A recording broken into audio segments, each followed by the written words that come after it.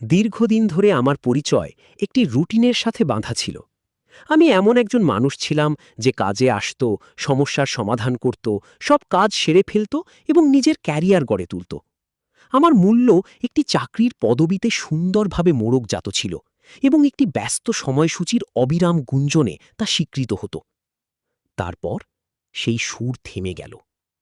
হঠাৎ করেই সকালের অ্যালার্মের আর কোনো উদ্দেশ্য রইল না।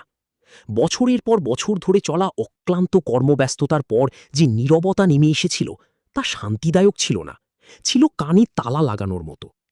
এমন এক সমাজে যেখানে অনবরত জিজ্ঞাসা করা হয়, আপনি কি করেন?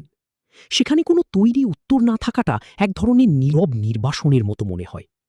আপনি আপনার জানালার পাশ দিয়ে ছুটে চলা পৃথিবীকে দেখেন, মনে হয় সবাই সামনে এগিয়ে যাচ্ছে, আর আপনি নিজেকে পুরোপুরি এক জায়গায় জমে যাওয়া অনুভব করেন।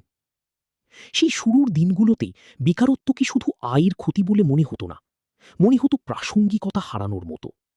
আমি নিজেকে আত্মসন্দেহের এক চক্রে আটকা পড়ে থাকতে দেখলাম। ভাবছিলাম যে দক্ষতাগুলো আমি বছরের পর বছর ধরে অর্জন করেছি তা কি রাতারাতি অকেজো হয়ে গেছে, নাকি একজন ব্যক্তি হিসেবে আমার মূল্য পুরোপুরি একটি কোম্পানির বেতন তালিকার সাথে বাঁধা।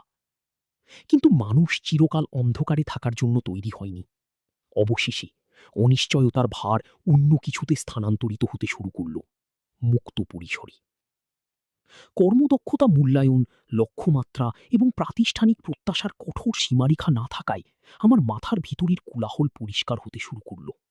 আমি আমার নিজের মনের শান্ত, উপেক্ষিত কোণগুলোতে আবার ফিরে যেতে শুরু করলাম। আমি এমন সব জিনিস আবার হাতে তুলে নিলাম যেগুলোর জন্য বছরের পর বছর সময় পাইনি। সৃজনশীলতা, গল্প বলা, একেবারে শূন্য থেকে কিছু একটা তৈরি করার সাধারণ আনন্দ, শুধু এটা দেখার জন্য যে তা করা সম্ভব কিনা। আমি কন্টেন্ট তৈরি করতে এবং বিভিন্ন ধারণা পরীক্ষা করতে শুরু করলাম, কোনো পদোন্নতি বা ম্যানেজারের অনুমোদনের জন্য নয়, বরং কেবল নিজেকে প্রকাশ করার পরিপূর্ণতার জন্য। আমি উপলব্ধি করলাম যে যখন আপনাকে কিছু তৈরি করার চাপ থেকে মুক্ত করা হয়, তখনই আপনি অবশেষে শেখার সুযোগ পান। ঠিক তখনই মৌলিক প্রশ্নটি বদলে গেল। আমি এরপর কোন পেশা বেছে নেব এই প্রশ্ন করা বন্ধ করে দিলাম এবং অবশেষে জিজ্ঞাসা করলাম, আমি আসলে কেমন জীবনযাপন করতে চাই। আমি এখনো কোনো চূড়ান্ত গন্তব্যে পৌঁছাইনি এবং আমার কাছে সব উত্তরও সাজানো নেই। ভবিষ্যৎ এখনো একটি খোলা বই। কিন্তু আমি শিখেছি যে পথ হারানো আর পুরোপুরি হারিয়ে যাওয়া এক জিনিস নয়। কখনো কখনো এটাই একমাত্র উপায় যা আমাদের নিচে তাকাতে এবং খেয়াল করতে বাধ্য করে যে আমাদের পায়ের তলার মাটিই আমাদের সম্পূর্ণ নতুন একদিকে নিয়ে যেতে পারে।